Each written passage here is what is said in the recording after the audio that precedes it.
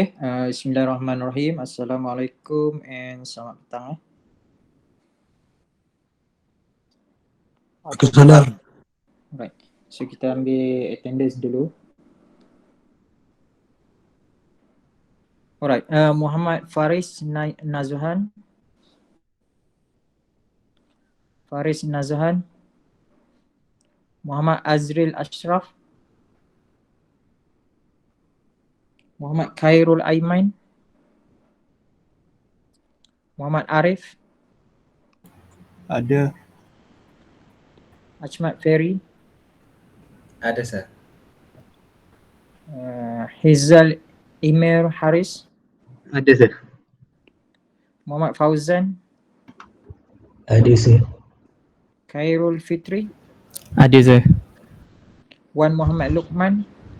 Ada, sir. Muhammad Aizat Haikal. Muhammad Aiman. Ada, sir. Muhammad Faris Izwan. Muhammad Faris Izwan. Syed Muhammad Adin. Syed Muhammad Adin. Muhammad Haris Aiman. Saya, sir.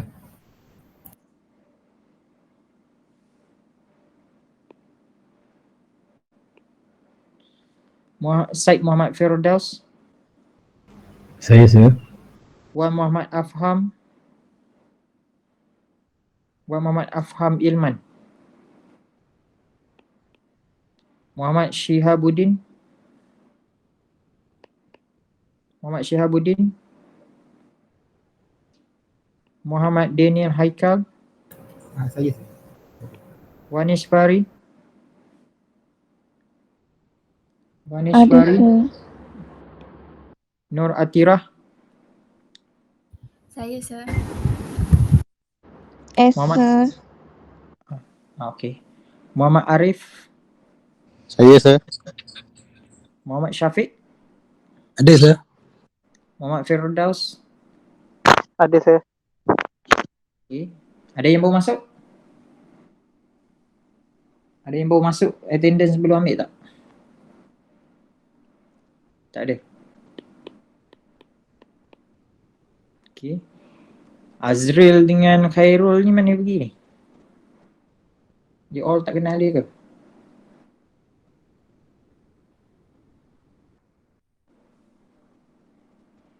Muhammad Adin.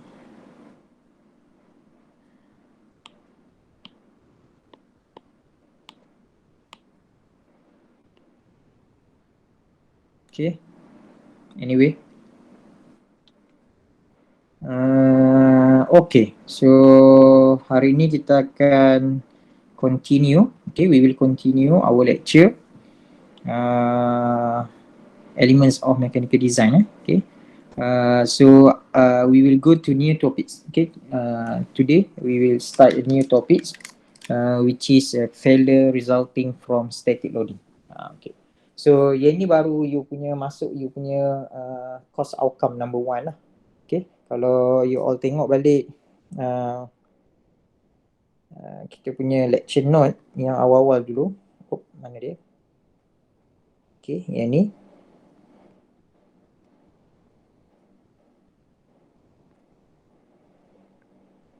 Okay, kalau kita tengok balik lecture note ni, CO1 basically is the analyze the component to prevent failure due to static and also variable loading. Okay, so kita baru nak masuk hari ni lah sebenarnya, failure resulting from static loading. Okay, variable loading kita akan masuk next week lah. So yang the previous lecture tu, the previous 3 lecture, kita dah buat 3 lecture, hari ni adalah lecture yang keempat. So dia introduction je lah, okay, introduction, overview.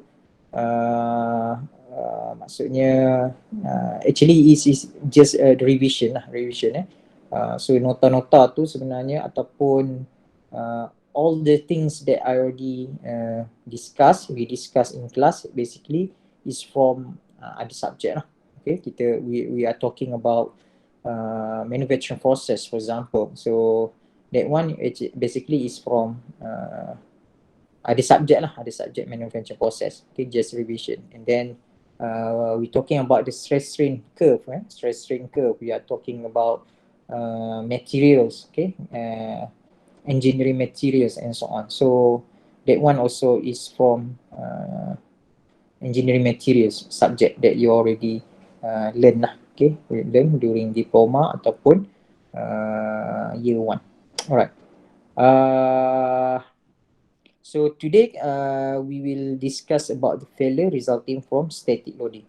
Okay, so as I mentioned lah, kalau subjek ni sebenarnya dia ada satu subjek yang equivalent lah, okay, equivalent. Nama dia mechanical design, okay, mechanical design. So saya rasa kalau you all buat diploma di UMP, you dah ambil pun subjek mechanical design tu, okay, you dah ambil subjek mechanical design.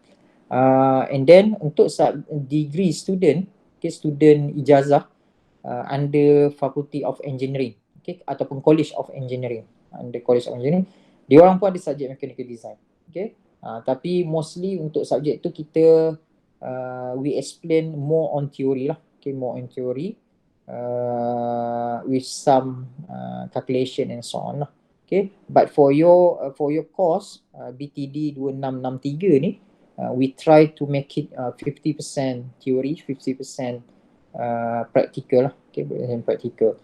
Okay, that's why in my lecture I try my best to relate, okay, to relate whatever we learn to the real problem lah, to the real problem, ataupun saya cuba kaitkan dengan apa yang berlaku lah, okay, yang material, okay, kita ada residual stress, okay, residual stress ataupun for example residual stress, so that you have to take into account.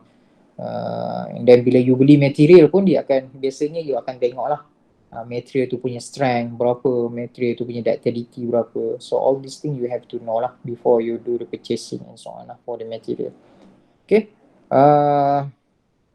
because our lecture is online, so it's quite difficult for me to show, you know, some of the parts, physical part. Kalau kita belajar pasal spring, okay, kalau tidak saya boleh tunjuk jenis-jenis spring and so on lah, physical punya. Okay, tapi kita punya lecture ni online, so it's quite difficult lah untuk untuk saya tunjuk semua benda-benda tu lah. Okay, even a project pun saya try to modify so that you can finish your project even though you are not in UMP lah. Okay, so kalau you ada di UMP, kita buat, kalau dibenarkan nanti face to face, project tu sebenarnya you akan buat project physical lah, you have to develop physical product, okay, physical product. Tapi kalau online macam ni susah lah, you cannot access the lab and so on. Okay, anyway, so we are not going to detail lah, okay. What I'm trying to highlight is we are not going to detail on the theory, okay. So just surface overview about what is the failure resulting from static loading. Alright, so at least you get what I'm trying to say, what I'm trying to highlight. Okay, so we are talking about failure, okay, failure resulting from static loading. So we are talking about failure. So first of all, you have to understand, okay, what is the meaning by the failure. Apa maksud failure? You talking about the failure, apa maksud failure? Okay, so kita start dengan definition lah. Okay, so how can we this is a simple question. How can we predict failure? Okay, macam mana kita nak predict failure? Okay, so if you look at on the first picture, left side, okay, left side yang ni, okay, let's say you ada bracket, okay, you have bracket like this, okay, you have bracket, and then you apply load, okay, you apply load 100 kilonewton, okay, 100 kg, kilogram, okay. So and then from the observation we can see, nothing happened to the bracket, okay, this is bracket, bracket. So nothing happened to bracket, and then you add more load, okay, you add another 100 kilogram, and then you see there is nothing to the bracket, and then you put 300, okay, 300 kilogram, and then you see failure occur, okay, failure occur. Nampak dia kalau you tengok bracket tu dia meleding macam tu, okay, dia deform, okay, yang ni we call it as a failure lah, even though dia tak fracture, okay, even though dia tak fracture, maksudnya dia tak patah terus, okay, dia tak patah terus, But for this case, we still say that this bracket or this component already failed. So failure ni dia definition dia lebih besar lah. Kalau fracture tu maksudnya dia pecah kepada dua ataupun banyak lah. Okay, you ada satu component, so dia separate, dia totally break, so yang tu kita panggil sebagai fracture. Kalau failure ni dia based dia you define sini, you as an engineer, you define what is the failure. Okay, what is the failure? Kalau macam ni contohnya, dia deform, actually bracket ni dia deform plastically lah. Okay, dia plastic deformation. Dia dah start plastic deformation. So as engineer, you decide lah kalau plastic deformation you think is still okay, and then so means that this bracket is not failed yet lah. Okay, but as an engineer, if you say this bracket already deformed, it already go to the plastic deformation, and then you say that this is already failure, and then it's fail lah. Okay, it depends on your definition. Failure tu dia boleh jadi mungkin plastic deformation you kata dah failure lah. Ataupun dia betul-betul patah baru you kata failure pun boleh. Ataupun dia distort. Okay, you tengok ada deform sikit je, you kata dia fail. So the definition you based on you as an engineer lah. Okay, based on you. Alright, so the question now is, how can we predict the failure? Yang ni mudah lah, yang ni dia dah ada physical component, dia ada bracket, and then dia letak load. Okay, letak load, and then bila you tengok, you observe plastic deformation, and then you kata benda ni dah fail. Tapi kalau lah contoh you nak buat satu structure yang besar. Okay, for example bridge, okay, jambatan besar, bridge. Takkan you nak try dulu. You buat jambatan tu betul-betul, you buat yang macam jambatan Pulau Pinang tu contoh you buat, and then you letak load banyak-banyak sampai jambatan tu patah, and then you tahulah banyak ni load baru dia akan fail. Takkan you nak buat physical bridge tu. Okay, so masa you design tu mestilah based on calculation lah untuk predict sama ada structure tu fail ataupun tak. Okay, sama ada fracture again, sama ada structure to fail ataupun tak adalah based on calculation. Okay, based on calculation, based on engineering analysis. Bukannya kena buat physical product test barulah you tahu. Itu tak betul lah. Contoh you nak buat satu bangunan KLCC. Takkanlah you kena buat satu KLCC and then you test sampai dia collapse, barulah you bagi tahu rupanya dia boleh sustain how much load. Okay, certain load. Okay, tak macam tu lah. Biasa you based on calculation, you boleh predict sama ada dia akan fail ke tak. Okay, even though you tak buat lagi, you tak design the real ataupun the physical structure, but you still can predict the failure based on the analysis lah. Okay, so in this class, okay, in this chapter, okay, so we try to see what is the failure criteria. Okay, failure criteria tu means mathematical formulation. Macam mana nak predict failure, macam mana kita nak tahu sama ada material tu fail ataupun tak with certain load lah. Okay, with certain load based on the calculation lah ataupun based on analysis. Okay, without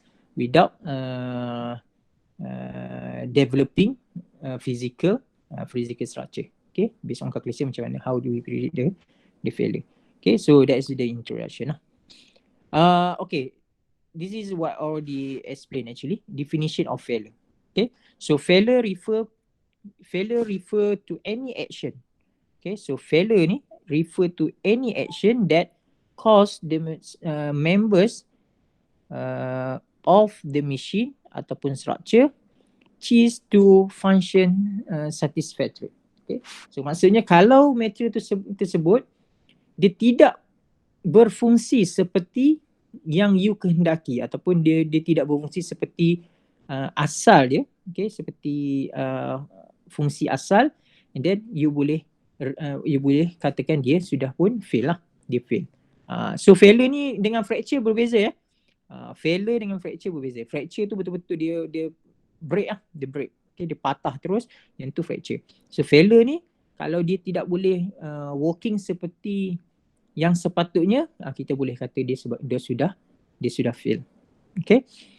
Failure can mean a part has separately into two or more space.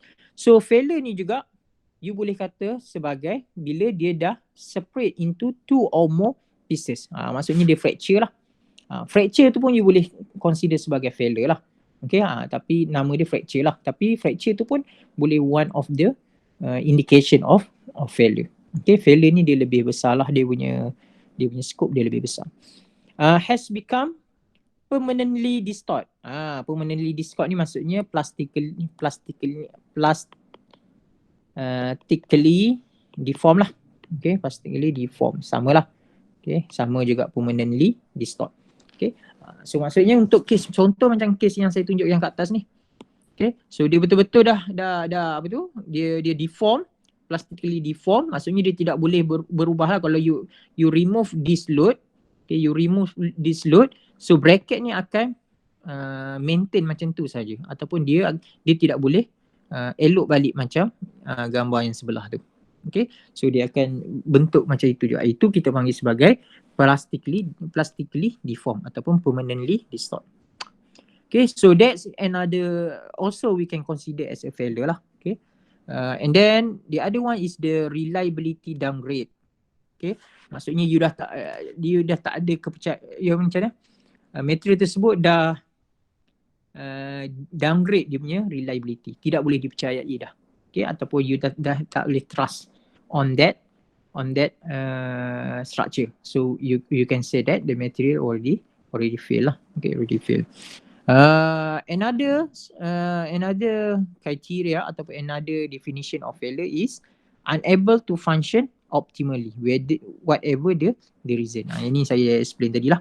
Dia tak boleh function properly ataupun dia tak boleh function seperti yang asal. Okay, yang asal sepatutnya dia boleh support load 10 kN. Tapi bila you tengok sekarang 5 kN pun dia dah tak berapa boleh support. So we can consider that as a failure.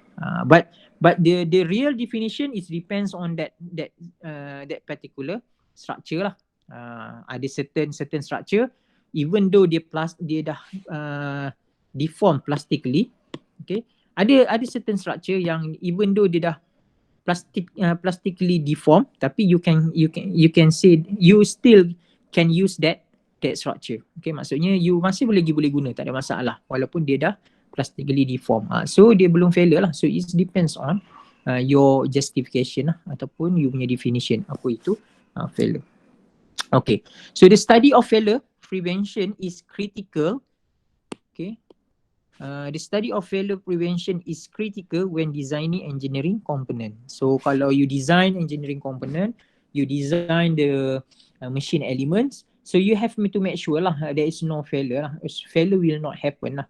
Okay, when you bring that structure to the operation ataupun in service. Okay, apabila you punya design to go to the service, okay, so you have to make sure there is no failure will happen. So this is very important. So macam mana nak avoid the failure?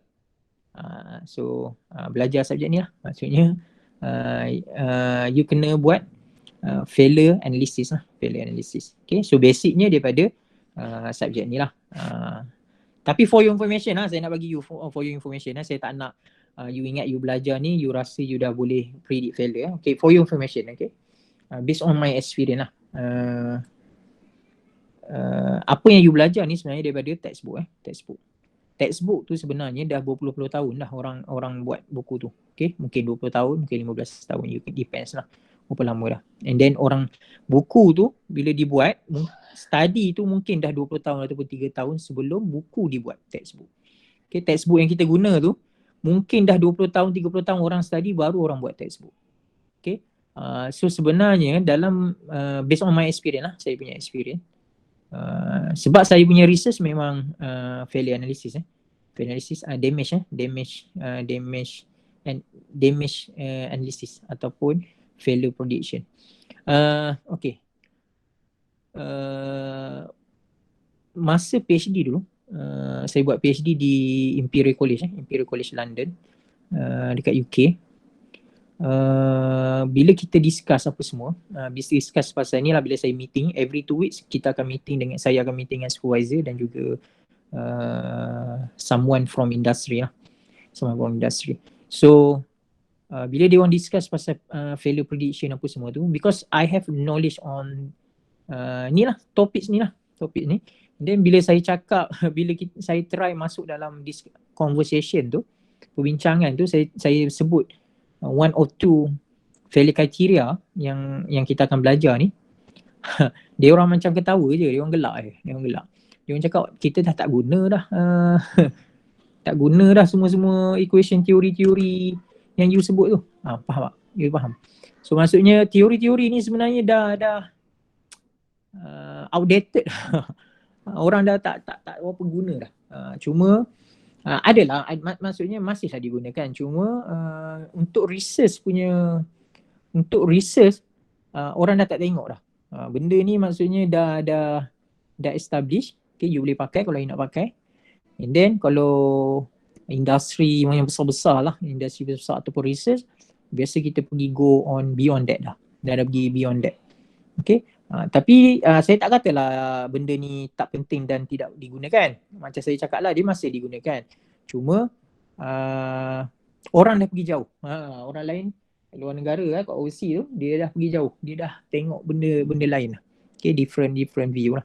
Tapi this is good for you lah to learn from the start to you know this is good start lah, good start. Maksudnya untuk you faham model-model lain ataupun kriteria lain, macam mana orang berpredict failure and so on. Okay, this is a good start lah, good start. Tapi kalau lecture ni pun you susah nak faham, susah lah maksudnya. Sebenarnya benda ni basic untuk you go beyond that lah. Okay. Anyway, nanti you tak ada semangat pula nak belajar kan? Bukan. Yang ni bagus. Subjek ni bagus. Cuma sebagai basic lah, basic untuk belajar yang lebih advance lah. Kalau you nak belajar lebih advance tu, you sambung master, you sambung PhD lah. Okay. Alright.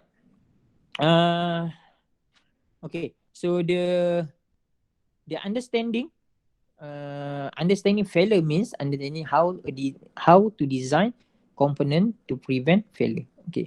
So bila you faham macam mana kita buat macam mana failure berlaku, okay, so you should be able to prevent lah. Okay, you should be able to prevent. Kalau you faham apakah failure mechanism, macam mana material boleh fail and so on, so you should be able to prevent the component from the failure. So this is why this topic is very important lah for you as a mechanical design engineer. Okay, so this is a few example of failure on mechanical component. Okay, so yang ni saya just ambil daripada buku textbook lah. Okay, textbook Xing Li tu. Xing Li. So you can see the first one, truck drive shaft spline. Okay, ini adalah drive shaft lah, yang dah fail lah. Okay, dah fail. Okay, so this is a example of failure lah. And then chain attach fixture, okay, bolt you biasa lah. This is bolt. So you tengok dia apa tu? Fracture terus dia bukan dia failure tapi dia terus break lah, terus break, pecah terus separate pada dua. Okay, samalah dengan case yang lain. Okay, so failure ni banyak lah, ada banyak cara material boleh fail. Ni dia mode of mechanical failure. Okay, mode ni maksudnya cara macam mana dia boleh fail. Ada banyak. Okay, the first one is, okay, you kalau tengok sini daripada slide sini, the first mechanism ataupun the first mode is due to the force and temperature. Disebabkan oleh temperature pun material boleh fail. Tanpa even though you tak apply force pun, okay, you bagi temperature, so lama-lama dia akan dia boleh fail. Okay, dia panggil sebagai macam thermal aging. Okay, thermal aging kalau you pernah dengar lah, thermal aging. And then yielding. Okay, yielding ni plastic deformation lah. Okay, you boleh faham lah, yielding, plastic deformation. Buckling. Okay, buckling ni kalau column lah. Okay, kalau you ada structure macam tu, and then you apply force. Okay, you apply force, and then dia boleh buckle. Buckle tu macam tu. Okay, buckle. So ini another type of failure. Okay, another type of failure. And then impact. Okay, impact. Okay, disebabkan oleh impact force pun material boleh fail. Okay, impact ni apa? Impact ni bila you apply force pada certain velocity. You apply force with certain velocity, so material fail. So yang tu kita panggil sebagai impact lah. Okay, impact. Ductile rupture, okay, ductile for ductile material lah, brittle fracture for brittle material, okay. And then dia ada, kalau you tengok fracture surface, dia kalau you belajar dulu dalam engineering material, dia panggil transgranular cracking, intergranular cracking. Itu jenis-jenis yang ada under brittle and also ductile rupture lah. And then fatigue, fatigue ni apa? Fatigue ni disebabkan oleh cyclic loading lah. Okay, cyclic loading. So maksudnya kalau you apply cyclic loading lah. So maksudnya cycle lah, cyclic. Okay. You ada structure and then you apply plus minus P. Maksudnya P tu you apply positive and then negative, positive negative, tension compression, tension compression, tension compression, tension compression. Okay, lama-lama saya pun tension. Okay, lama-lama you all pun tension, tension compression, tension compression. So pun material boleh fail. Yang tu fatigue. For your information, I give you another information. For information, 90% material yang fail, mechanical component, mechanical structure ataupun mechanical component, 90% material yang fail adalah disebabkan oleh fatigue. Fatigue is very important lah. 90% structure yang fail, okay, kat dunia ni, okay, mechanical component yang fail adalah disebabkan oleh fatigue. It's very important area lah. So bila kita habis course ni, habis chapter ni, chapter failure due to static loading ni, kita akan masuk failure due to fatigue loading pula ataupun failure due to variable loading. Variable loading tu static fatigue loading lah. So kita akan belajar.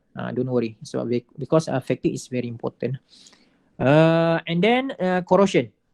Corrosion ni macam environment punya attack lah, ataupun environment punya factor lah. Okay, corrosion ataupun pengadatan lah, karat-karat. Okay, panggil corrosion.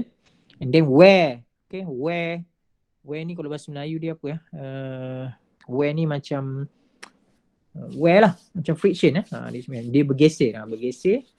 So material pun boleh house material house, so boleh consider as a failure. And then creep ni apa ya? Creep ni adalah failure due to constant load but high temperature. So maksudnya load dia constant tapi pada high temperature pun material boleh fail. Even though load yang apply tu kecil je. You apply load tu small load je, tapi dia pada high temperature and then dia akan berlaku creep dan material boleh fail. For your information, saya buat PhD dalam creep. Saya buat creep failure. Saya buat PhD dalam creep failure. Okay. Kalau you nak tahu more on creep, okay, go on. Okay, and then thermal shock. Thermal shock ni due to the temperature gradient lah. Okay, ada one component tapi separuh temperature tinggi, separuh lagi temperature rendah, contoh. So dia ada perbezaan temperature, so dia berlaku thermal shock ataupun thermal gradient. So this is example of mode of mechanical failure lah. Ada banyak lagi lah. Okay, banyak lagi. Saya tak nak sentuh banyak-banyak sangat. Okay, yang ni pun dah cukup banyak. So ini adalah yang common one, bagaimana ataupun how the material fail. Alright. So for now, any question? Ada soalan? Sir, Yes. saya nak tanya sekejap. Saya tak faham tadi pasal wear failure tu. Wear failure ni macam geseran lah, macam geseran. Dia macam you punya lutut tu, macam lutut tu kan. Dia macam lutut, dia ada macam satu bulat macam tu. Lutut you, tulang you tu. Lepas tu dia ada bentuk mangkuk macam tu kan. Dua tulang lah, ni tulang peha, Yang bawah ni tulang betis. Okay, so bila you gerak-gerakkan kat sini, dia akan sentiasa bergeser. So lama-lama nanti dia terhakis lah. Lama-lama terhakis. Itu kita panggil wear lah. Itu kita panggil wear. Okay. Faham Ustaz. Boleh faham? Dia ada Faham. dua benda yang bergeser. Ataupun yang paling senang sekali, you punya brake pad lah, brake pad.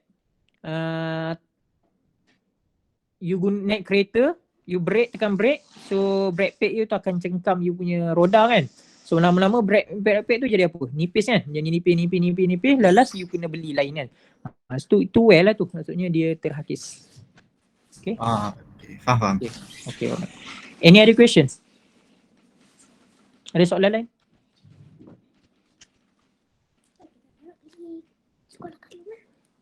Ada soalan lain? Tak ada sir. Tak ada. Okay. Saya buat PhD dalam krip. Kalau you nak tanya krip lebih-lebih pun boleh. And then saya buat master dalam fatigue.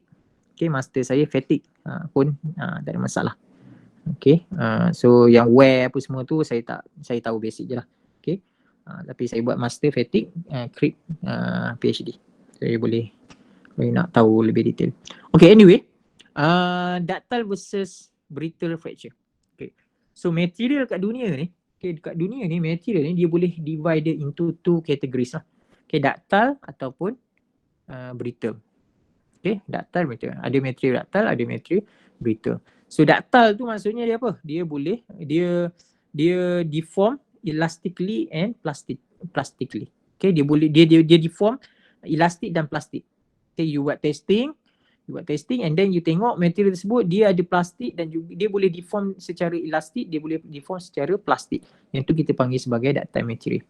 Okay, kalau brittle material ni dia akan deform elastik, okay, and then dia akan masuk plastik sikit je and then dia patah. Okay, maksudnya dia punya plastic deformation is very limited.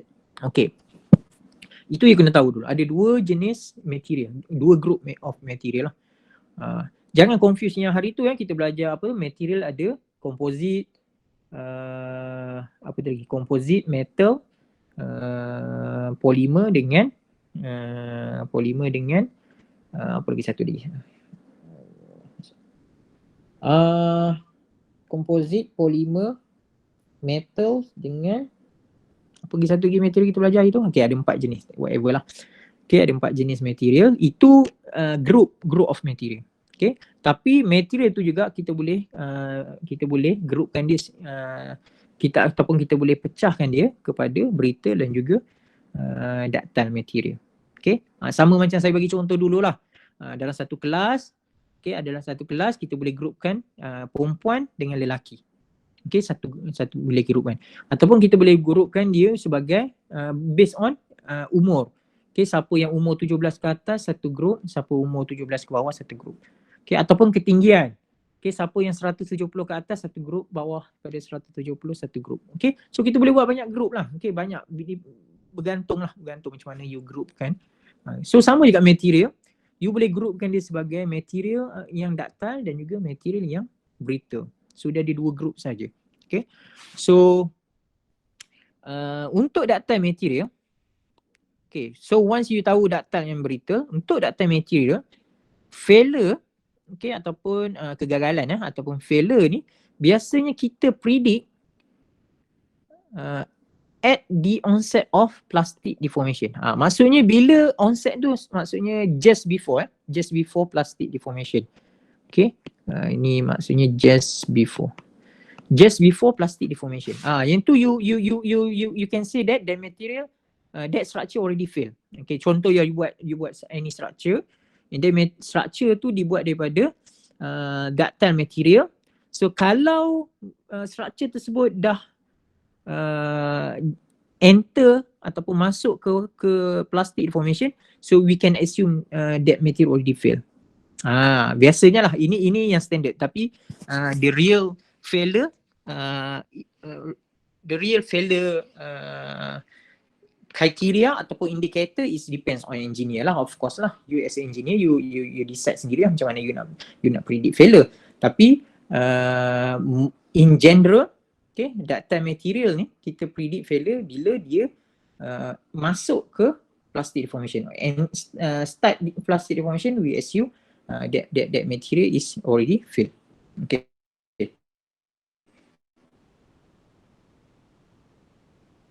Okay, so kalau kita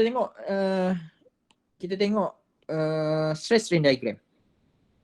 Okay, so yang color warna biru pun, yang saya highlight warna biru tu ini adalah brittle material, ductile material lah. Okay, ductile material punya stress strain diagram. So yang warna merah tu, apa yang warna merah ni? Point yang warna merah tu, point yang merah itu adalah point di mana material akan start plastic deformation lah. So kat sini sebenarnya adalah elastic. Okay, elastic deformation. Okay, sini adalah plastic deformation. Okay, plastic deformation. So maksudnya maximum load yang you boleh apply kat sini lah untuk brittle ductile material. Okay, which is SY. Okay, yield strength. Okay, ini saja maksimum yang you boleh apply. Okay, so selepas kalau you apply more than yield strength, so we assume material already fail. Okay, so kalau structure you stress dia higher than yield strength, so maksudnya you punya structure sudah pun fail. In reality dia fail ke tak? Tak fail lah. Okay, in reality dia tak fail lagi. Okay, bukan tak fail, maksudnya dia tak break lagi, dia tak fracture lagi. Okay, in reality dia tak fracture lagi. Tapi kalau based on you punya analysis, you consider that structure already fail. Sebab dia dah pergi kepada plastic deformation. In reality dia tak adalah fracture lagi. Okay, dia hanya plastic deformation. Okay, so that's the first thing you have to know lah. This is very important lah, sebab nanti saya nak tunjuk equation tu. You kena tahu, you boleh tahulah, you boleh tangkap dah sebab apa saya guna SY, sebab apa saya guna yield strength. Okay, sebab apa saya guna yield strength nanti. Okay, so that's why I explain dulu lah. And then brittle material, failure occur at fracture. So brittle material ni dia tak ada plastic deformation. So kita assume failure occur bila fracture berlaku. Okay, ataupun maksudnya dia totally break, dia patah terus. Yang tu kita panggil dia sebagai failure. Okay, so failure point dia dekat mana? Failure point dia dekat warna merah tu. Yang tu failure point dia. Okay, yang saya tulis ni. Okay, so yang mana yang dangerous sebenarnya? Kalau lah you buat structure, satu structure you buat daripada brittle material, satu lagi you buat structure daripada ductile material. You agak-agak yang mana yang lebih bahaya? Brittle, yes, brittle. Brittle ni sebab you buat analisis based on fracture point. Okay, betul-betul dia fracture, dia patah terus. Tapi kalau ductile material ni you buat based on yield strength, maksudnya based on elastic deformation. Okay, so kalau walaupun you dah based on calculation, you buat calculation, based on calculation you found that the material already fail. Tapi bila you tengok real punya structure, sebenarnya tak fail pun lagi. Okay, dia baru masuk plastic formation. Tapi brittle ni very dangerous. Kalau you kata you buat analisis, material already fail. So kalau structure yang betul, memang dia patah terus, boleh pecah terus, boleh patah terus based on you punya. So kalau lah you design, so as a engineer lah, nanti bila you jadi engineer, you nak design structure, macam mana you nak buat? Kalau lah you terpaksa guna brittle material, okay, terpaksa guna brittle material, how you prevent the failure?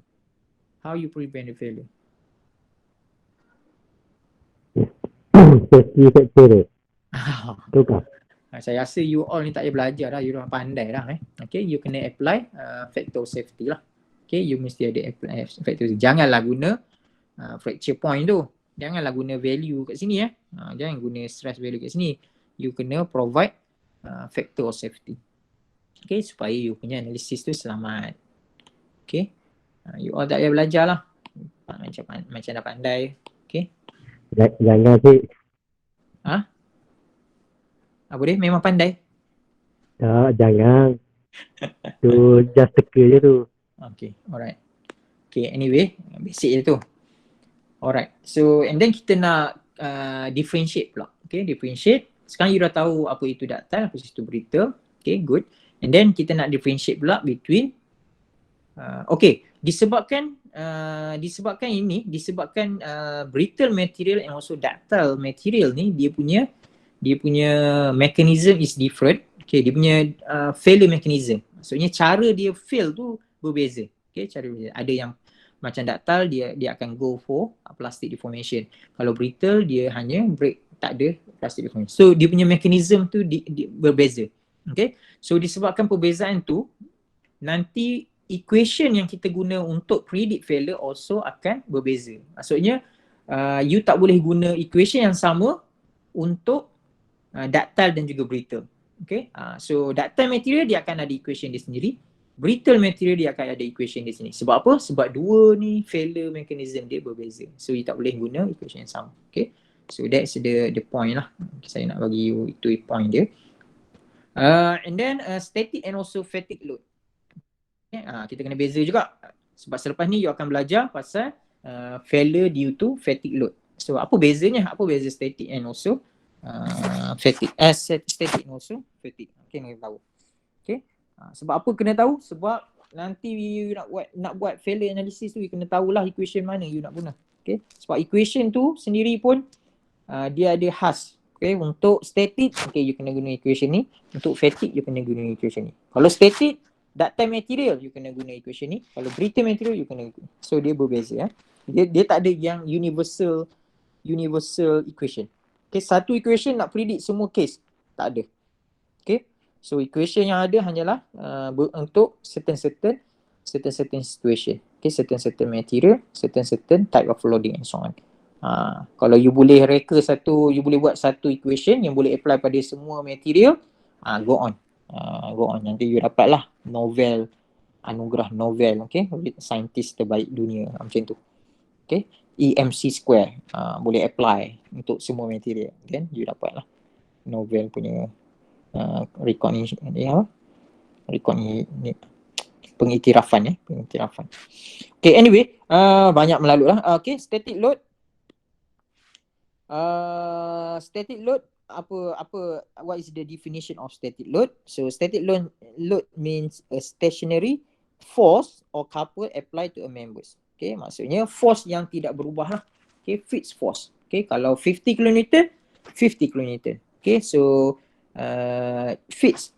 Okay, the magnitude is not changed. Magnitude is fixed. Okay, regardless the time. Okay, tidak berubah dengan masa. The loads unchanged in magnitude, point of application and direction. So also direction. Okay, direction dia akan tidak berubah lah. Kalau compression sahaja. Kalau tension sahaja. Alright, so that is the static load lah. Okay, fatigue load apa pula? Fatigue load is a variable, repeated, alternating, fluctuating load applied to a structure, varies with time. Okay, so maksudnya magnitude dia berubah-ubah lah. Okay, bergantung pada masa. Okay, at time 1 second, so dia punya magnitude 10. Okay, at time 10 second, magnitude dia 5. Dia berubah-ubah. Dan direction dia pun dia boleh berubah. Okay, sama ada positif, negatif, dia boleh berubah. Yang tu kita panggil fatigue load. So different type of load. So failure criteria ataupun mathematics formulation nanti untuk predict failure, you kena apply based on different type of load dan juga different type of material. Kena tahu dulu apa material yang acting on that structure, apa type of material of that structure. Baru you boleh pilih equation mana you nak guna. Okay, so that's another things lah. Failure theory. Failure theory ataupun saya selalu sebut failure criteria. Okay, failure criteria sama je. Criteria. Okay, failure criteria ataupun failure theory. Okay, sama juga. Apa itu failure theory actually? So failure theory is a mathematical formulation. Okay, failure theory is the mathematical formulation to predict failure. So nak predict failure ni nak guna equation, nak guna mathematics lah. Guna mathematics lah nak guna failure. Tak boleh nak buat cara lain lah. Kena guna mathematics. Divided into two categories for ductile material. Okay, so for ductile material ini yang saya explain tadi. Untuk ductile material kita akan guna yield criteria. Sebab apa nama yield criteria? Yang tadi ni. Sebab kita refer kepada yield point ataupun yield strength. Kita refer kepada yield strength, so kita panggil dia sebagai yield criteria. Yield criteria. Okay. So the teori nanti tu ataupun prediction tu is based on the yield point lah. Yield point ataupun yield criteria. And for brittle material is based on the fracture criteria. Sebab apa nama fracture criteria? Sebab kita refer kepada fracture point. Okay, kita refer kepada fracture point. So kita panggil dia sebagai fracture criteria. Okay. Kriteria ataupun teori ataupun method ataupun prediction nanti tu kita based on fracture point. Okay, itu. Saya harap you dapat yang tu. Okay, ini nak kenal dululah. Okay, sebab equation tu berbeza untuk ductile dan juga untuk brittle. So ini cara nak kenal lah. Nak kenal apa itu ductile material, apa itu brittle material. Okay, basically saya dah explain dah ya. Elongation dia panjang, ada plastik and also ada elastic. And then for ductile material, normally, yield strength in compression dia akan sama dengan yield strength in tension. Apa maksudnya tu? Maksudnya bila you ada structure, you ada specimen, you apply tensile test, okay, you apply tensile test, and then you plot stress versus strain, so you akan dapat value yield strength. Kat sini adalah yield strength lah. Okay, yield strength SY. Okay, SY ni maksudnya yield strength, saya tulis SYT lah. Okay, SYT tu maksudnya yield strength in tension. Okay, kalau lah you buat testing, compression test pula. Okay, you buat compression test. Maksudnya you tekan dia. Okay, you buat compression test. So you akan dapat stress strain curve pun you akan dapat lah. You akan dapat stress strain curve. Oops. Okay, stress strain curve dia you lebih kurang macam ni. Okay. So you akan dapat lebih kurang macam tu lah. Dia terbalik lah sebab negatif kan. Negatif, stress dia akan negatif kan. Dia akan compression. So stress dia akan negatif lah. Okay, negatif. And then strain dia pun negatif lah. Strain negatif. Ini positif Ini yang positif. Positif. Ini value negatif. Okay. So value kat sini, ni kita panggil sebagai yield strength in compression. Okay, yield strength in compression. Maksudnya bila you buat compression test, you akan dapat curve almost the same. Almost the same. And then the yield strength in compression dengan yield strength in tension pun almost the same. Itu adalah sifat ductile material. Okay, itu adalah sifat ductile material.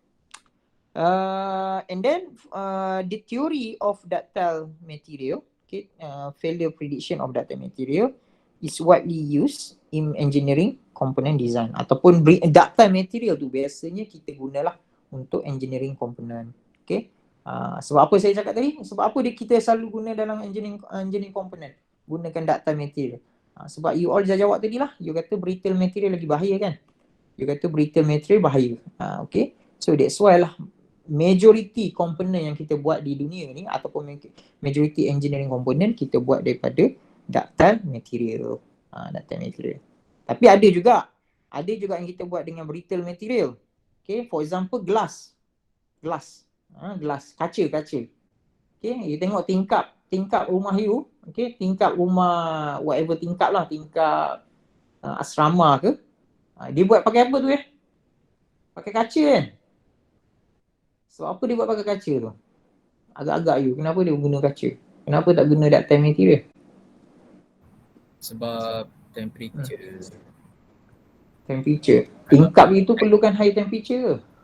Untuk safety. Untuk safety, macam mana tu safety?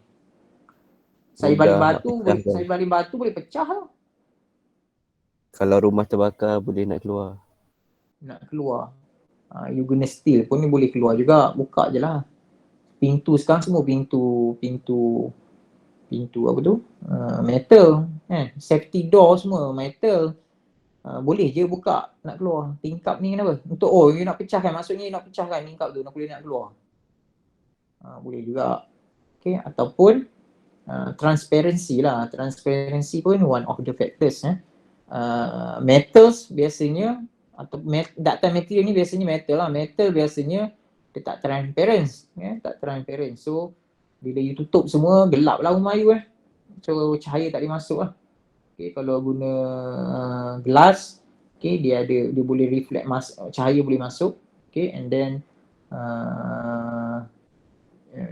apa tadi saya cakap, transparent lah, boleh tengok luar and so on lah. Okay, ataupun mungkin juga betul juga you cakap tadi, kalau emergency pun kita easily to break lah. Okay, kita senang break glass and so on. Okay, so kita masih gunakan lah, maksudnya brittle material masih lagi digunakan, tapi limited application. Okay, mostly is ductile material. And then cost focus. Okay, so therefore because of material, ductile material kita banyak gunakan dekat as a mechanical ataupun as a engineering component. So this course kita akan fokus more on ductile material. So brittle material saya akan sentuh, tapi saya sentuh sikit je. Okay, saya sentuh sikit ataupun laju je lah. Okay, sebab mostly kita akan fokus pada ductile material. Okay, ductile material. What is the brittle material? Okay, brittle material dia opposite lah. Okay, opposite daripada ductile material lah. So kalau ductile material elongation more than 0 ataupun more than 5%, so brittle material less than 5%. And then another thing is sifat brittle material ni, dia punya strength in compression dia tak sama dengan yield strength in tension. Tu satu lagi sifat dia. Okay, so dia punya strength in compression dia tak sama dengan strength in tension. Okay, biasanya yang mana lebih kuat, dalam compression ataupun dalam tension, in tension? Yang mana you agak-agak rasa lebih kuat? Biasanya brittle material ni dia strong in compression ataupun dia strong in tension? Compression. Tension. Compression jawapan dia. Jawapan dia compression. Okay, biasanya dia dalam compression dia lebih strong lah. Okay, in general. Saya tak tahu pula kalau ada material yang tension lebih kuat daripada compression. Setakat ni yang saya tahu, brittle material mostly yang saya tahu dia kuat dalam compression. Okay, for example concrete. Okay, concrete tu apa? Concrete tu ni yang bangunan rumah you ni. You buat rumah, dinding rumah you, dinding rumah you tu dipanggil concrete lah.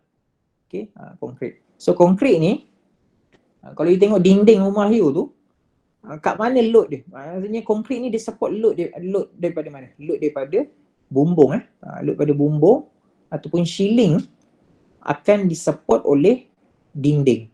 Okay, disupport oleh dinding. So dinding ni sebenarnya mengalami compression dinding tu mengalami compression. So kita guna concrete. Kita tak letak lah biasanya concrete ni kita ganti dengan aluminium semua, jarang lah jarang. Okay, so kita letak concrete sebab concrete ni sifat dia kuat dalam compression, dia lemah dalam tension. Tapi shielding macam mana pula? Shielding ni shielding you tak guna concrete kecuali bangunan you yang bertingkat you guna concrete. Macam mana concrete yang ke atas shielding tu dia mengalami bending ni tension lah. Okay, bending ni compression, normal stress. Sebab apa dia jadi kuat? Sebab apa dia boleh support tension? Sebenarnya concrete tu dia lemah dalam tension, cuma bila you nak buat shielding ke, biasa you akan masukkan steel, masukkan steel reinforced, dikuatkan menggunakan steel. So you campurlah concrete dengan steel supaya dia kuat dalam tension dan juga compression. Okay, so compression, concrete akan support, and then you masukkan steel dalam concrete, so steel tu akan support tension. Okay, tension load. Okay, macam itulah. Okay, and then not widely used for engineering component design. So brittle material ni limited lah sebenarnya. Will not use for most of the part of this course. So this course untuk subjek ni kita akan fokus more on the ductile material. Tak sempat ada ni banyak sangat sembang. Sebenarnya saya nak habiskan. Anyway. Okay, failure theory untuk ductile material. Okay, ductile material. Again, saya tulis ductile material ni yielding. Okay, yielding. Sebab maksudnya adalah kita predict failure tu based on yield. Okay, based on yield. So kalau lagi buat prediction selepas ni, you buat prediction and then you found that material already failed. So maksudnya bila kita kata dia fail tu, maksudnya dia bukan pecah terus ataupun dia bukan break, dia bukan totally broken, dia hanyalah yielding, dia hanyalah kalau you predict failure tu maksudnya dia hanya berlaku in real. Kalau you nak imagine apa yang berlaku real application, dia sebenarnya berlaku plastic deformation lah, bukan patah terus, bukan patah terus. Okay, so dia mention kat sini betul, failure theory adalah based on yielding, yielding, bukan fracture. So there are 3 common ataupun 3 important ataupun 3 famous failure theory for ductile material. The first one is based on the maximum shear stress, MSS, MSS, maximum shear stress. Okay, so kita predict failure ni based on shear stress. Kita predict failure based on shear stress. Another famous ataupun important failure theories is distortion energy, based on distortion energy. Okay, the third one, yang ni kurang sikit popular, kita panggil dia sebagai ductile column Moore, DCM. Okay, yang ni adalah 3 teori yang you akan belajar lah. Macam saya cakap tadi di awal lecture tadi, sebenarnya banyak lagi sekarang ni orang dah produce teori. Okay, kalau macam saya cakap tadi, pengalaman saya belajar dulu, di UK, banyak lagi teori lain melambat-lambat yang diorang sekarang pakai. Dan teori-teori ni adalah basic saja, basic. Okay, so ductile column Moore, distortion energy, maximum shear stress.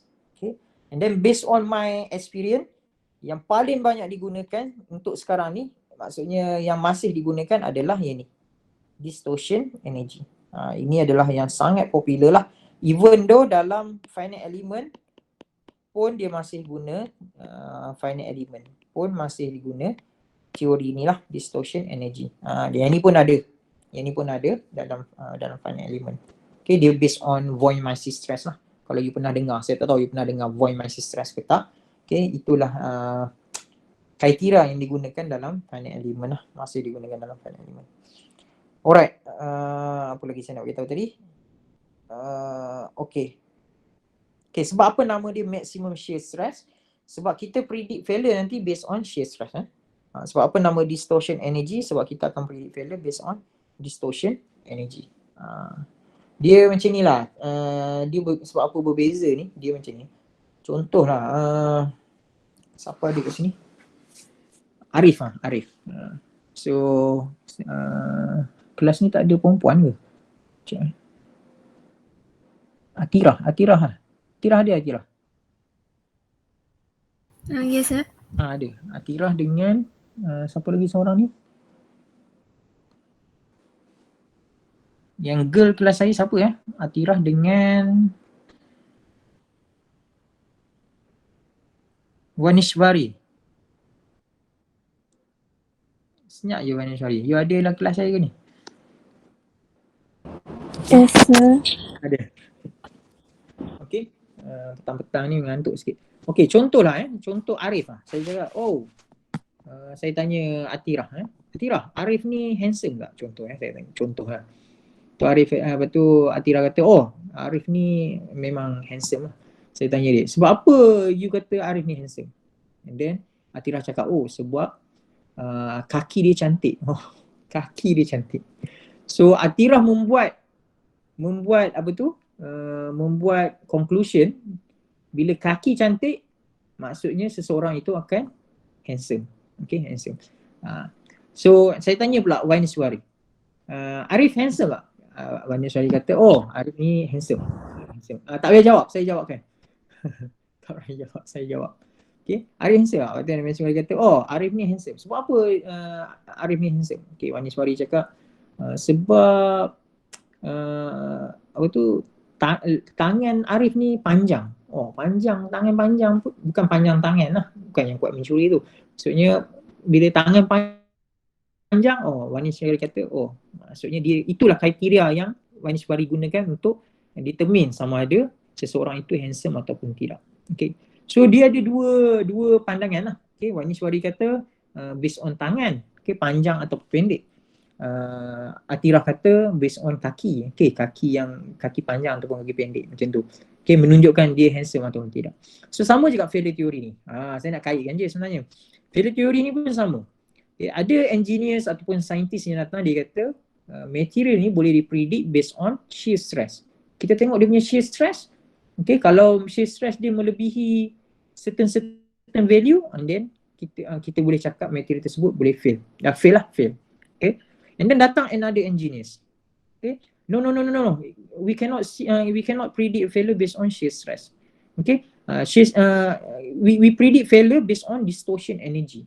Based on energy. Maksudnya based on how much material absorb the energy. Bila you tarik material, sebenarnya material tu dia absorb energy tau. Dia akan absorb certain value. Bila you tarik, sebenarnya you apply energy lah pada material, and then material tersebut dia akan absorb certain energy. Okay. Bila dia dah absorb terlampau banyak, dia akan dah tak boleh support dia, and then dia akan release semua energy tersebut. So engineer ni, second engineer ni, dia datang, dia beritahu, okay, distortion energy ni lah yang sepatutnya kita gunakan untuk predict failure. And then that time Colin Moore pula datang. Okay, Colin Moore cakap, oh no, we have to predict based on ultimate tensile strength. So that's why dia come out dengan banyak teori ni. Keluarlah teori maximum shear stress, distortion energy, Colin Moore and so on. Okay, analogi dia macam tadi lah. Okay, Wainiswari dia define handsome tu based on panjang tangan. Okay, Atirah dia define handsome tu based on panjangnya kaki seseorang. So dia different point of view. Okay. Nak jadikan cerita, maximum shear stress dengan distortion energy inilah yang ramai orang agree. Banyak engineer lain agree based on MSS dan juga DE itu je untuk predict failure. So apa beza yang masa saya belajar dulu? Saya belajar dulu PhD. Apa yang bezanya? Dia orang gunakan strain. Instead of stress, yang ni dia based on stress. Kalau you tengok ni dia based on stress. Kalau distortion energy based on energy. Okay. More ni based on stress juga. Okay, based on stress juga. So yang saya belajar tu, dia orang dah guna based on strain. Based on strain. Itu je bezanya. Tapi banyaklah, come out dengan banyak equation. Alright. How about the material for brittle material? Brittle material, dia ada 3 juga yang famous. Okay, the first one is the maximum normal stress. Dia based on stress, based on maximum stress. And then the other one is the modify more. Okay, modify more. Ini sama juga ni. Ni Dr. Colin Moore. Okay, yang ni dia modify. Moore ni nama saintis lah. Okay, Moore ni nama saintis. Okay. So ada satu lagi, yang kedua kriteria yang digunakan adalah based on modify more. And then the third one is the Colin Moore, tapi kita letak brittle Colin Moore. Okay, dia sama je sebenarnya ni, Dr. Colin Moore ni. Okay, tapi dia ubah sedikit parameter untuk kita boleh apply pada brittle material. Okay, so ini adalah 6 lah, 3 untuk ductile material and then 3 untuk brittle material to predict the failure. Okay, tapi macam saya cakap tadi lah, sebenarnya bukan ini sajalah, ada banyak lagi, berpuluh-puluh lagi model-model lain yang engineer try to come up ataupun try to develop. Okay, tapi yang popular this 3 for brittle and then this 3 for ductile. Alright, pukul 4. Saya rasa kita stop 4.30. Hari Jumaat ni saya tak boleh lah nak banyak-banyak sangat. Okay, kita stop 4.30. Okay, so kita sambung sampai 4.30. Okay, we start with the first theory. Kita akan discuss semualah 6 teori ni. Saya bagi you overview all this theory. Okay, so tapi saya akan fokus more on ductile material. Okay, so first maximum shear stress. Okay, MSS. Okay, for ductile material. Apa teori ni cakap? Apa teori ni bagi tahu?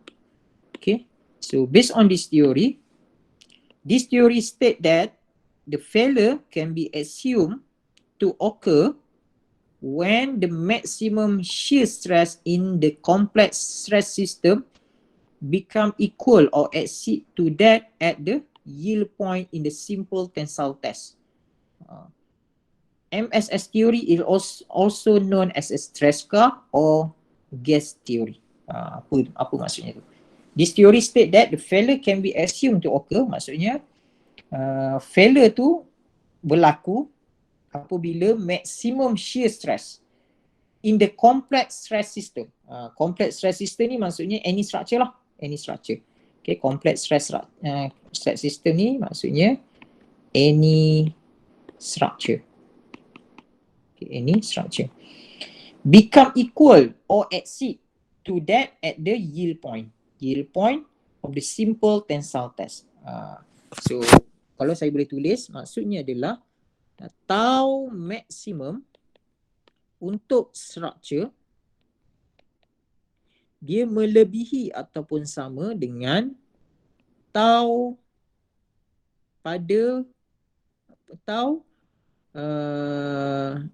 pada yield point untuk semasa tensile test. Itu maksud dia.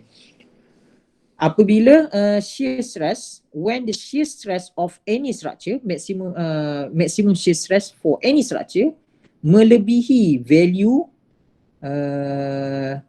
shear stress pada yield point semasa tensile test,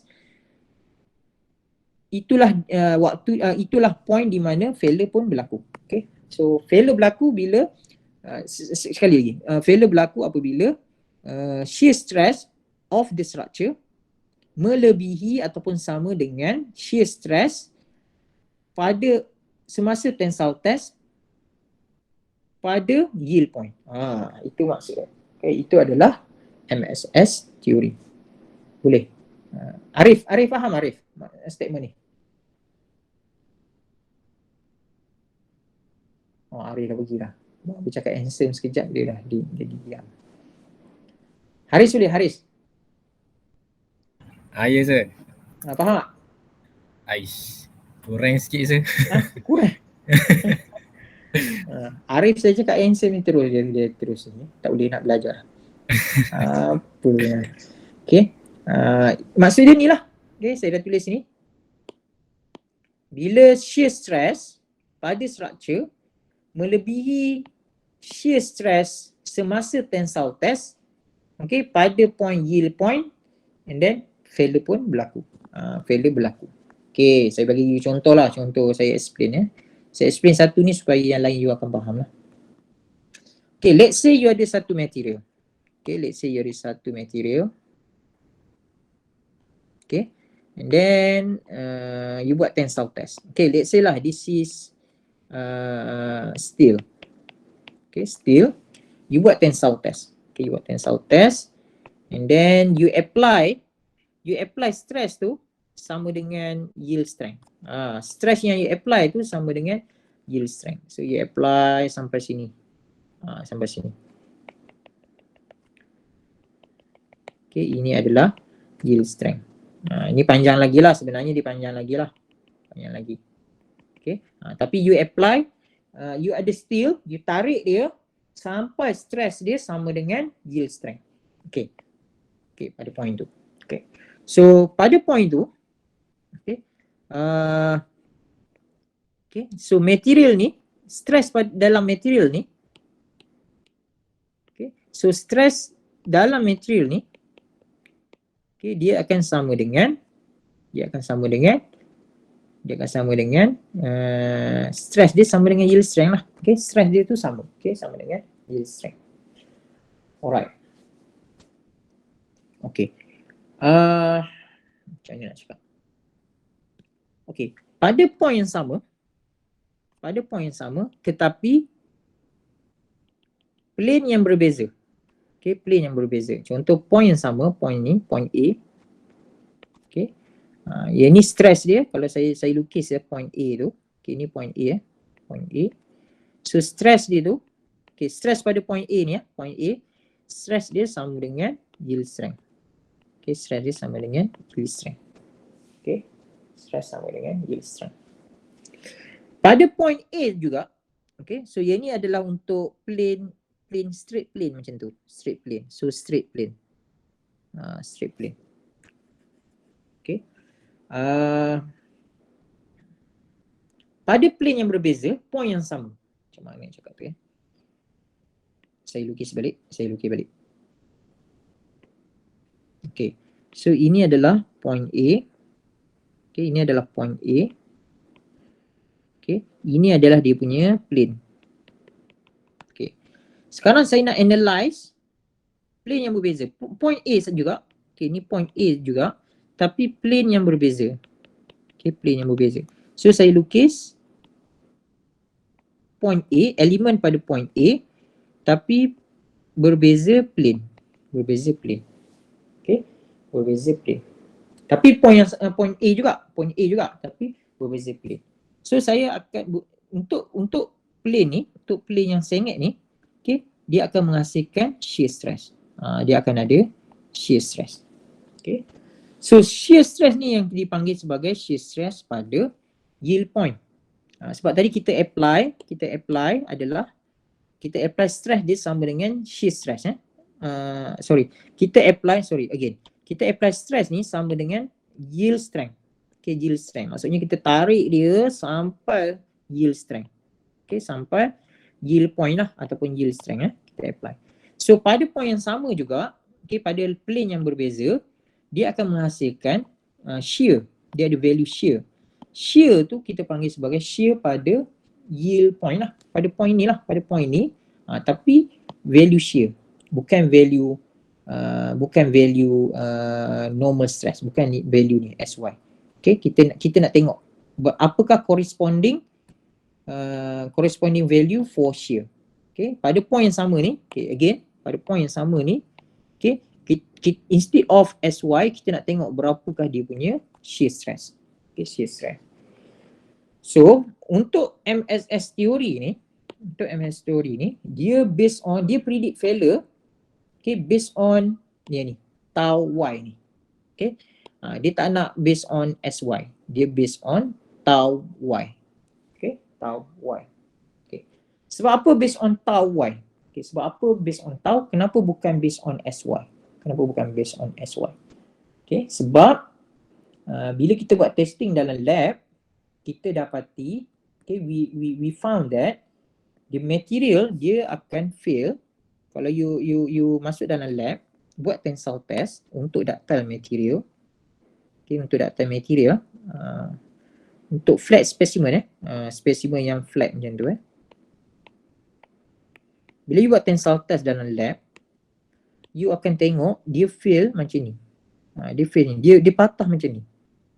Dia tak patah macam ni Dia tak patah straight. Okay. Sebab apa dia patah sengit? Okay, bila engineer buat analisis, buat observation and so on, they found that sengit ni disebabkan oleh shear stress. That's why dia sengit macam tu. Okay, dia tak flat macam tu. Okay, tapi kalau brittle material, dia ada plate macam tu, you apply tensile test, dia akan patah macam tu Okay. So patah macam ni adalah disebabkan oleh normal stress. Okay. So kalau patah sengit macam ni, dia adalah disebabkan oleh shear stress. Okay, disebabkan oleh shear stress. So that's why lah teori ni, MSS teori ni, dia faham macam ni Dia punya understanding adalah material, untuk ductile material, shear stress yang control the failure. Maknanya shear stress ni adalah faktor yang menyebabkan berlakunya failure. Sebab apa? Sebab dia tengok dalam lab, material tersebut dia patah sengit. Okay, dia patah sengit. Dia tak patah straight. Okay, so dia orang conclude shear stress ni adalah memainkan peranan, adalah faktor yang menyumbang kepada berlakunya failure. So dia come out lah dengan shear stress punya teori. Okay, so you dapatlah TY. Okay, dapatlah TY ni. Okay, tau Y. So bukan TY, tau Y. So dapatlah tau Y. Okay, daripada tensile test.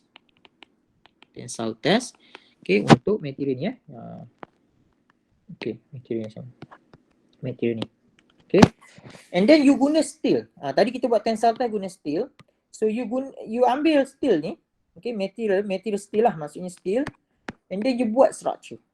Okay, you buat structure macam tu. Okay, buat structure, bridge lah. Jambatan lah. Saya contoh senang je jambatan. Okay. And then you apply load. Okay, you apply load and so on. So jambatan ni dibuat daripada apa? Dibuat daripada steel. Okay, buat ni steel. Steel yang sama lah. Steel yang sama. Okay. And then macam mana you nak tahu jambatan ni fail ataupun tak? Okay. You kira stress maksimum pada jambatan. Okay. Berapakah shear stress pada jambatan. You kira lah. You buat analisis. You buat finite element ke apa. You cari kat mana shear stress yang paling tinggi. Shear stress yang paling tinggi. So you dapatlah value shear stress. Okay, you buat analisis, you boleh kira lah berapa shear stress paling tinggi. And then you compare. Value ni, okay, tau max ni. Okay, tau max ni you compare kan. Tau max. You compare dengan tau Y daripada tensile test tadi. Tensile test. So kalau dia melebihi tau Y semasa tensile test, maksudnya tau max ni dia melebihi tau Y semasa tensile test tadi, maksudnya structure ni akan fail. Okay, structure tu fail. Okay, kalau tau max yang you kira, you buat design lah, you buat analisis, you buat finite element semua, and then you kira tau max tu pula you compare dengan tensile punya tau max. Okay, you compare dengan tau Y masa-masa tensile test dengan syarat material mesti sama lah. Okay, and then you tengok value dia less than tau Y tensile test, so maksudnya structure U ni tak fail lah. Structure U ni tak fail. Itu adalah maksud teori ini. Okay, teori maximum shear stress. Okay, maximum shear stress. Okay, ada soalan setakat tu? Okay, selepas ni baru kita nak masuk dia punya equation. Okay, sebab ni kita nak masuk equation dia. Okay, ada soalan setakat tu? Tak ada sir. Tak ada. Okay, saya tak nak explain yang ni lagi. Saya tak nak masuk yang ni. Dah 4.20 sebab yang ni dipanjang lagi. Principal stress pula. Sebelum tu saya nak tanya you all. Ada tak yang tak belajar lagi berkenaan dengan principal stress? Kalau yang dah buat diploma di UMP, saya rasa you dah belajar dah pasal principal stress. Ada tak yang tak tahu pun principal stress tu apa? Ataupun yang dah buat diploma di UMP tapi masih tak ingat ataupun tak tahu apa itu principal stress. Ada tak? Ada. Ada tu. Ada? Saya tak ingat principal stress tu. Tapi you dah belajar dah? Saya rasa saya dah belajar. Yang tak belajar terus ada? Yang tak pernah Ada. belajar langsung? Ada juga? So saya kena repeat sebenarnya. Kalau macam tu saya kena repeat. Kita kena recap. Saya ada bagi satu slide dalam group. Saya tulis recap, saya tulis tajuk slide tu sebagai recap. Okay, recap. Itu sebenarnya adalah daripada subjek diploma ataupun subjek degree. Subjek degree dia dulu subjek degree dulu sebenarnya dia ada solid mechanics 1 ataupun strength of material 1 dengan strength of material 2. Strength of material 1 saya rasa you all dah transfer credit. Okay, strength of material 2 you all tak ada. Okay, sebab you all engineering technology. Strength of material 2 ni dia untuk College of Engineering, untuk student engineering punya belajar lah. Okay, belajar. Tapi you all tak ada. Bila tak ada tapi dalam mechanical design you nak guna. Okay, so at the end tak faham lah. Okay, at the end tak faham. So apa yang saya cuba buat, saya akan ajar you, tapi dia akan ambil masa sikit lah. Saya akan ajar you apa itu principal stress. Okay, yang macam saya cerita tadi lah, saya ingat plain tu sebenarnya adalah konsep principal stress. And then macam mana nak kira principal stress. Okay, dia ada dua cara lah. Satu guna equation, satu lagi kita akan guna Morse circle. Okay, satu lagi kita akan guna Morse circle. And then barulah you boleh kira principal stress. And then saya akan explain kemudian lah apa itu principal stress. Selepas kita dapat principal stress tu, baru kita boleh apply dalam MSS theory. Okay, sebab MSS theory ni dia guna principal stress. Okay, kalau you tengok yang sigma 1, sigma 2, sigma 3 tu adalah semuanya adalah principal stress. Okay, itu adalah principal stress 1, principal stress 2, principal stress 3. Tapi kalau you tak faham, susah lah, memang susah. So nanti saya minggu depan saya akan masuk dulu. Okay, macam mana nak cari principal stress, apa itu principal stress. Lepas tu barulah you all boleh masuk failure theory ni. Okay, kalau you tengok ni pun distortion energy pun dia guna principal stress. 1, 2, 2, 3, 3, 1. Okay, so kalau you tak faham principal stress susah lah. Okay, yang ni guna XY pula, XY, YZ. Okay, tau XY tau. So kena faham dulu yang tu. Okay, saya tak nak saya lebih prefer kita go slowly daripada kita pergi habis dengan syllabus laju-laju tapi at the end you tak faham pun. Okay, so itu yang saya nak you tahulah. Okay, so minggu depan kita akan masuk principal stress dulu and then kita akan go back to the MSS theory. Okay, tapi secara overview MS theory ni yang tadilah saya dah bagi tahu dah, tau maksimum tu dia lebih daripada tau maximum structure, lebih daripada tau tensile test at the yield point. So failure akan berlaku lah, cuma kalau you tengok next slide ni dia tukar tau max ni dia tukar kepada principal stress. Dia ada relation lah, sebenarnya dia ada relation.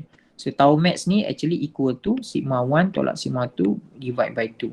Okay, that's why dia boleh tukar. Tapi saya nak you faham lah apa ini dulu.